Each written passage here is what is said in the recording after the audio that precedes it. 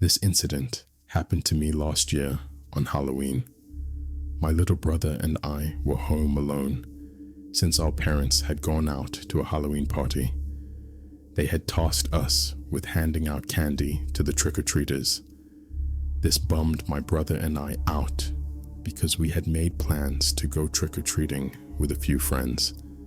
Our parents told us that we were too old to still be trick or treating, and that we could instead invite our friends over to the house and hang out there.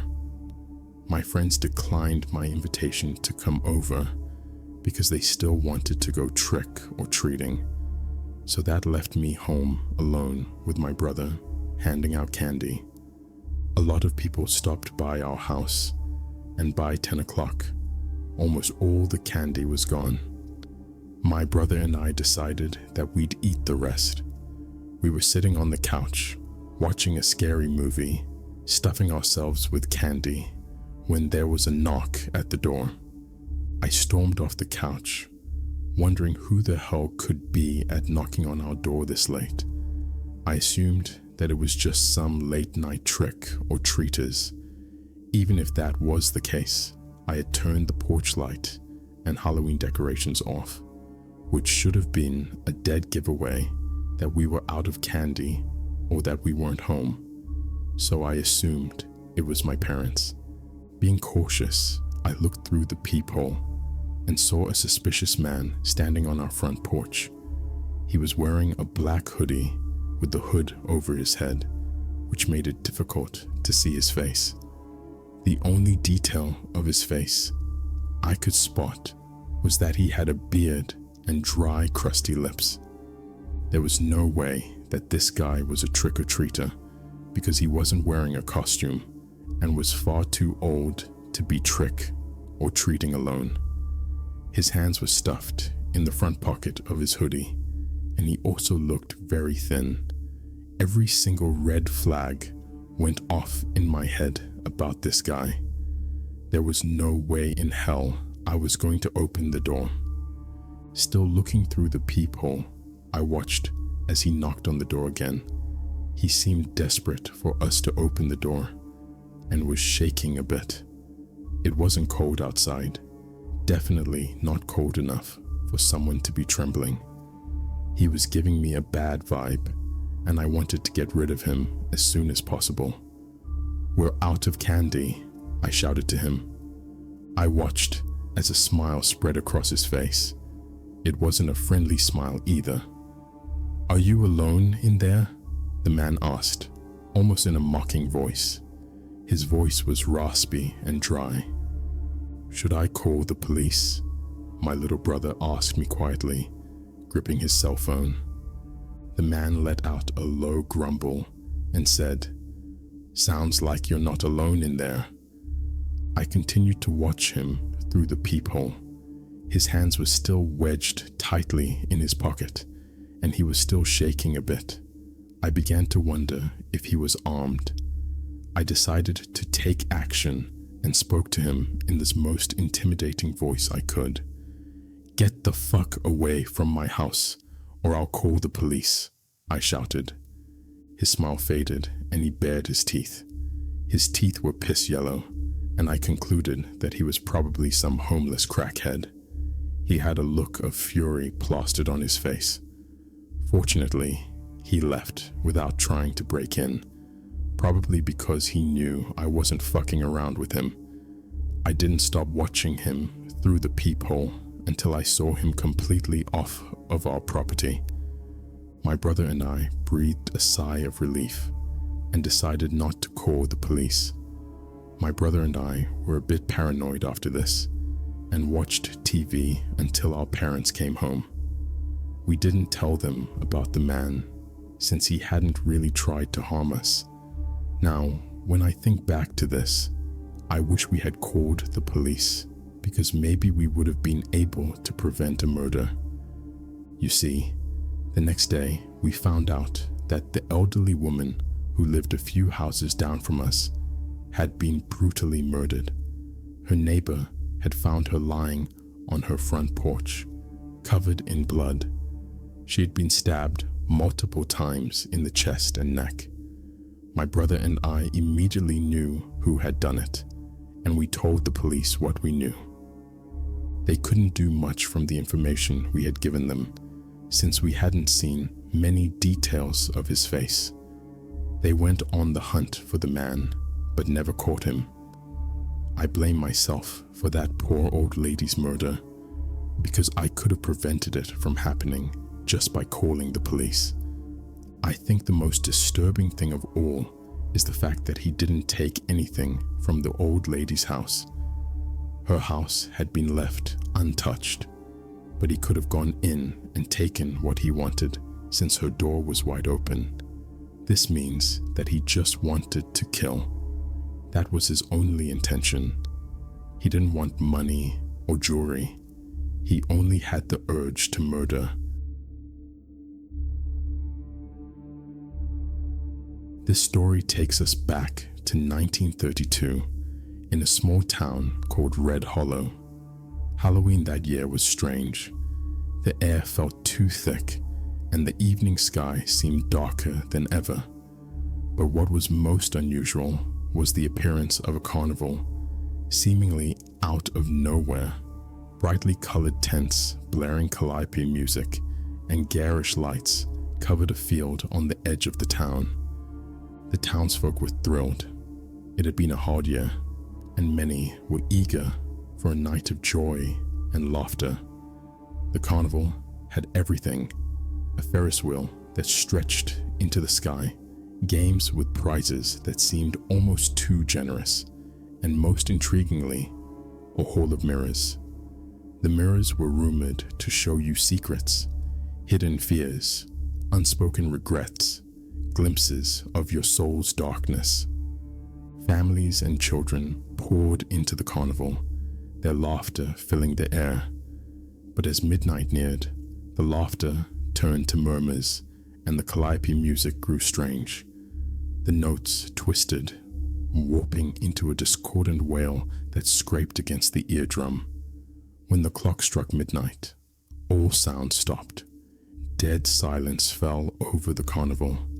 Even the Ferris wheel, which had been creaking and groaning with each rotation, came to an abrupt halt. Panic spread as people noticed that some were missing. "I thought Tom was right behind me," one woman murmured, searching frantically for her son. Soon it became apparent that nearly half the people who had entered the carnival that night were simply gone. The townsfolk who remained hurried out, fleeing back to their homes, praying the nightmare would end. But as they reached the edge of the field, they saw them, the missing townsfolk, standing silently, staring at them with wide, unblinking eyes. Each face was pale, their expressions frozen in terror. They didn't respond to their names, nor to the desperate shouts of their families. The people of Red Hollow watched in horror as their loved ones turned, one by one, and re-entered the carnival tents without a word.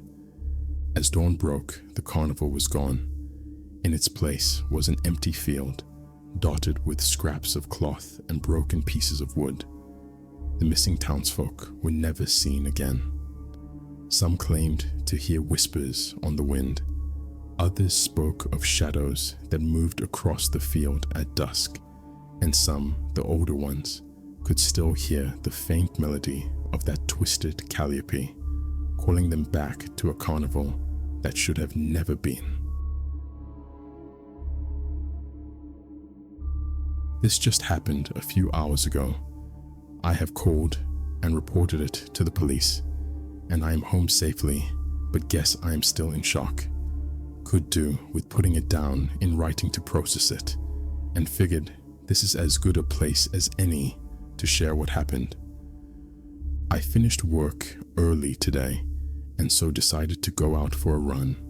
I set out around 4:30 and decided my usual routes, which cross many roads, will not be very practical, and so I took an alternate route along a canal towpath and some pathways through woods that I knew would be less busy. Everything was going well. I was pushing myself steady until I got to a pathway on the way back around 6 kilometers into the route. It is a long straight path with a canal on the left side, and on their right there is wasteland where some factories used to be but have mostly been demolished. It has been left abandoned for as long as I can remember and is overgrown with trees and weeds, but there are the odd bits of an old factory that for some reason weren't fully demolished. As I got level with one part of the factory, which still had some old metal fire escape steps attached to it, I noticed a rough-looking guy sat on the wall with his legs hanging down. He jumped to his feet as he saw me coming and shouted something, but I couldn't make it out. As I came level to where he was, I heard him say, "Wait there. Can you help me find my phone?" He said this while he was running down the steps, and so I stopped as I got level with where the bottom of the steps was, meaning we were standing just a few feet apart, but with a fence in between us. It was a really old iron fence with vertical metal bars that have spikes at the top, like you sometimes see around churches and things. He asked me if I would help him find his phone again, saying he had dropped it somewhere nearby, and asked if I could ring his number so he could listen for it. I felt I couldn't exactly refuse, as my phone was strapped to my arm, so I said he could tell me the number, and I took my phone off my arm and unlocked it. He blurted out a phone number but said it far too fast, and it didn't begin with 07, which made me start to feel like something wasn't right. Although I was beginning to suspect at this point, I wasn't really worried. I am in pretty good shape, had a big size and weight advantage over him. Plus, there was a fence between us. He didn't seem in very good physical shape and seemed like he might be homeless. I figured if he was trying to mug me for my phone, his only chance would be if he pulled a knife, so I made sure to stay a good distance away from the fence and kept my eye on where his hands were. So I told him I didn't catch any of the numbers because he said it too quickly, and he came out with another number. This time it did have 07 at the beginning. I entered 7 numbers, and then he started to look around and saying, "I can hear it. Come and help me look," as he looked around at the ground. I was about to say that I hadn't even finished dialing when a much larger black guy appeared from behind a section of wall to my right. He was also really scruffy looking, and from the look of his eyes, it seemed like he was on drugs. He came out saying he could hear the phone ringing over towards him and beckoned me to come through a gap in the fence and help look. The white guy then said, "It is ringing, yeah?" And I told him it was, even though I still hadn't dialed the last digits, and now I was sure they were trying to lure me to come over to that side of the fence. After 2 or 3 times of them both beckoning me to come and help, always insisting they could hear the ring, I heard the black guy say he's not going to fall for it. He said it in a hushed way, as if he thought I wouldn't hear, but with it being out in the middle of nowhere, I could clearly understand what he said. The white guy then started acting quite aggressive and punched a tree, telling me he needed the phone badly and how his whole life was on the phone, telling me to come and help them look for it.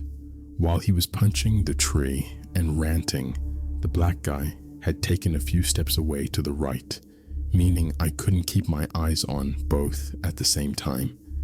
It was after 5 p.m. by this point and had gotten dark all of a sudden, which made the whole thing even more unsettling.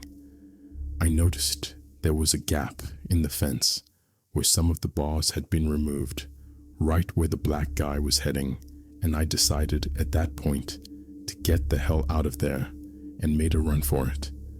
Neither of them said anything as I ran away, which makes me sure that they had malicious intentions. If they genuinely lost their phone and needed help, I would expect them to shout, "Where are you going?" or something to try and get me to come back, but they didn't shout anything. After sprinting for a good 20-30 seconds, I turned to see if they were chasing me. They were both stood on the path around where the gap in the fence had been, but were not chasing me. They were just standing there, watching me run away. I continued running away, but kept looking back every few seconds until I was out of sight. It was at this point I got off the canal path and onto the roads.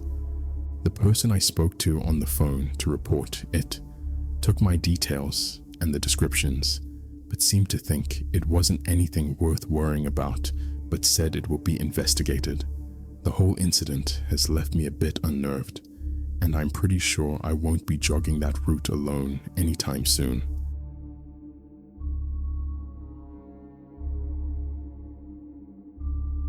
Let me take you back to a time when I was just a kid. The details of that night are seared into my mind like it happened yesterday, and no matter how old I get, I don't think the memories will ever fade.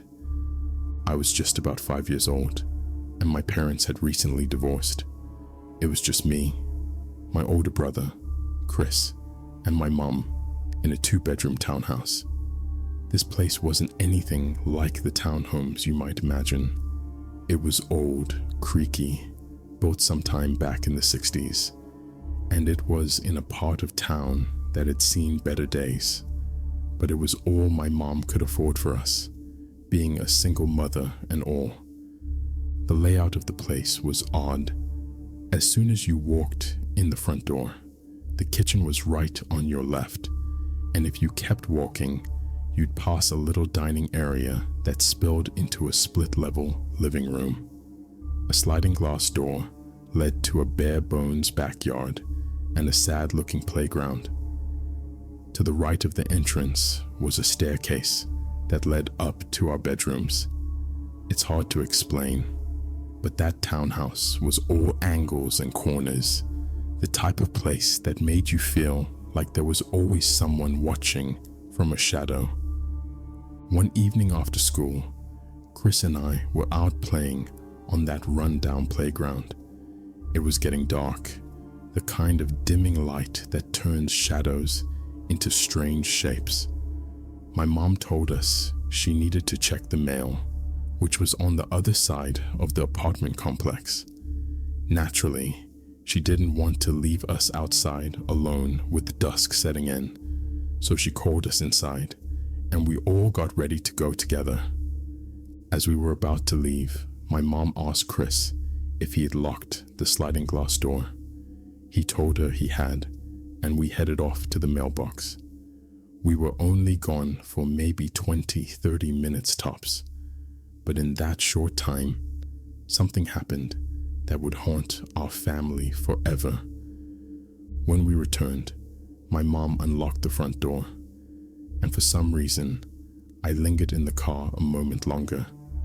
Chris didn't notice I was still outside, and as he walked in, he glanced up the stairs and saw someone's feet disappearing around the top of the landing.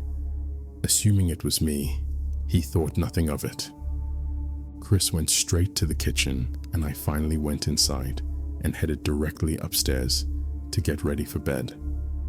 Meanwhile, my mom had settled at the table in the dining area, sorting through the mail. All seemed normal, just an ordinary night. But then Chris began hearing footsteps coming from our mom's bedroom. He thought it was me being my usual nosy self, rummaging through her jewelry or papers, which I'll admit I did sometimes. So he went upstairs, determined to catch me red-handed. When Chris reached my mom's bedroom, he didn't hesitate. He ran into the room, threw himself belly first on the bed, ready to catch me in the act. But as he looked up, he froze. Standing at the foot of the bed was a man, tall, thin, and wearing a horrifying green goblin mask that looked like it had been left out in the sun, warped and melted. Worse, in his hand was a large kitchen knife, one he must have taken from our kitchen drawer. Chris lay there, paralyzed, staring at the man who simply put a finger to his lips as if to say, "Shh." But Chris didn't stay silent. With every ounce of courage he had, he screamed for my mom at the top of his lungs. Downstairs, I was clueless. I'd just come back down to the kitchen, still in my oversized sleep shirt, looking to pour myself a glass of milk before bed. Then I heard Chris scream, a sound so raw and terrifying that it made my stomach drop. I barely had time to process it before chaos erupted. The man in the goblin mask bolted down the stairs, straight toward my mom, who didn't hesitate for a second. Our old baseball bat was in the living room, and she grabbed it, swinging wildly at him as he slashed back with the knife. They were locked in a life and death struggle, right there in our tiny living room. At that moment, I was standing on a stool in the kitchen, reaching for the milk carton, completely frozen. I watched, unable to look away, as the man pushed my mum off the steps and down onto her back in the split-level living room. She kept swinging the bat, hitting him wherever she could reach. I'll never forget the sound, the dull thuds, the frantic scuffling, and the deep animalistic growls coming from him as he fought to get away. Finally, the man turned and sprinted toward the front door, but not before he caught sight of me. I was still standing there on the stool, milk spilling over my hand, frozen in place. He stopped and looked directly at me. Through that grotesque mask, his eyes met mine, and he let out a deep, guttural scream, a sound of pure rage and frustration that shook the whole house. And then he was gone, slamming the door behind him so hard the walls rattled. I stayed there, on that stool, milk dripping off my fingers, staring at the door long after he'd disappeared. I don't know how long I stood there. Time seemed to stand still. I don't remember what happened right after, but I remember that scream. I remember the look in his eyes, the way my mom fought him off with everything she had. It was only later that I found out the police never caught him. He vanished into the night, leaving behind nothing but the memory of that mask, that knife, and that scream. Even now, all these years later, I still see his eyes when I close mine. I still hear that scream, feel the cold grip of terror that took hold of me. And every Halloween, no matter where I am, I can feel his presence lingering in the shadows, as if he's watching, waiting.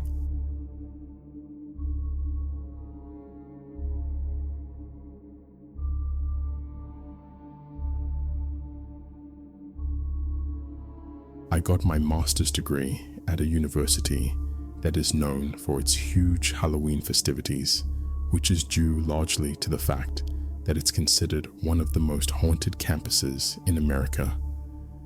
I didn't go to the Halloween celebration during my first year because I don't like crowds, but during my second year, one of my friends had a party, and after drinking quite a bit, we decided to walk downtown and check out the big party. The main street near the campus is shut down for a party, and it's usually packed with people. There is a barricade enforced by mounted police.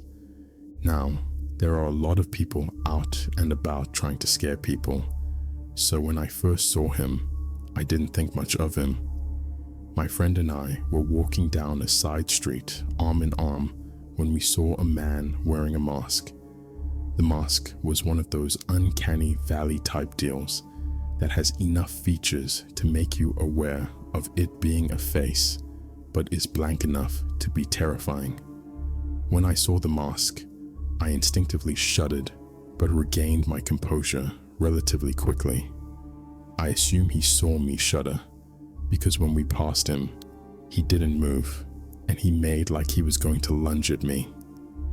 I shrugged it off, but a little while later, I happened to glance over my shoulder and noticed he was following us.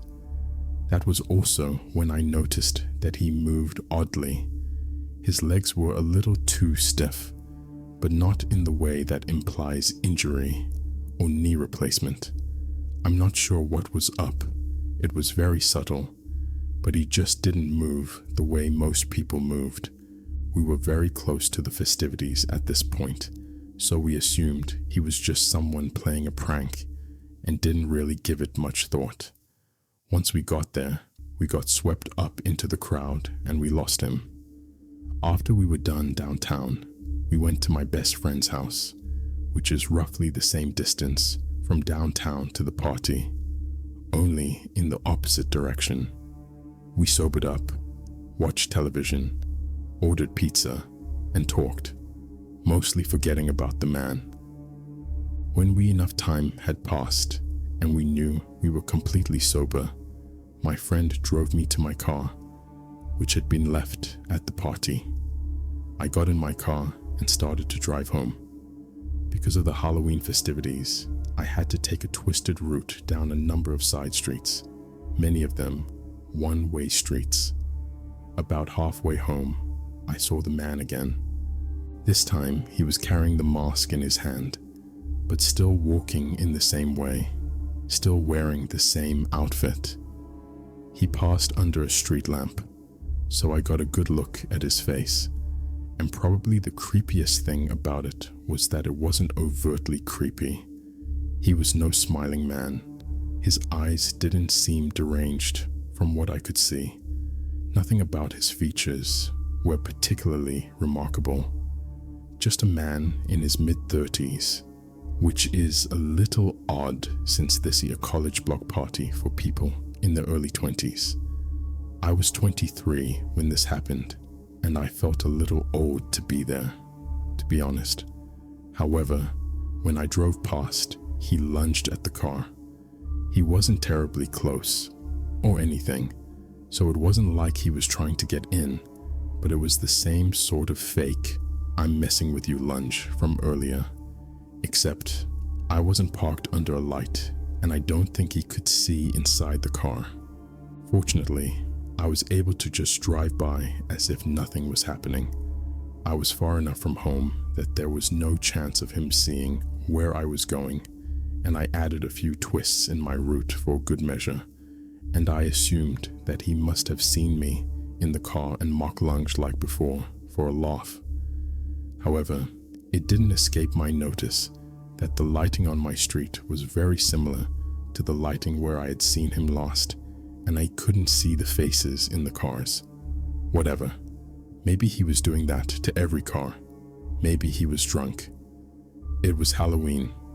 With that the end of the story. I wouldn't be submitting this story today, but it wasn't. I saw him again, every 2 weeks or so. It was always at night. I was always driving. He was always walking in the way that he does. It was always down a side street, though they were in many different parts of town.